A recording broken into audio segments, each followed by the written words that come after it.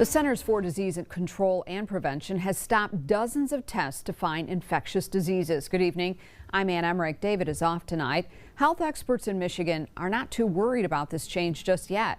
News 10's Bobby Cushing joins us live in studio to explain why. Yeah, good evening, Ann. 31 tests have been paused at the CDC since Monday, including rabies, monkeypox, and dozens of others. But testing at the state level is still being done, which is why experts say Michigan may not see severe impacts. A government spokesperson says the pause is due to a routine review to uphold the commitment to high-quality testing. In Michigan, local hospital labs are typically the first test to occur if a patient has concerns they have contracted a disease. The tests done at the hospital will take about a day for results to return and then are sent to the State Department, which can confirm the test. Rebecca Shine with Michigan State University's College of Human Medicine says after those rounds of testing are complete, the federal government will then do its part.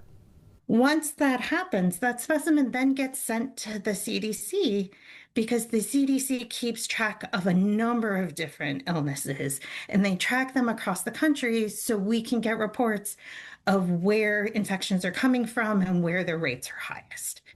For some of the infectious disease tests that have been paused, the CDC says other commercial testing can be done and they can assist if needed. Ann?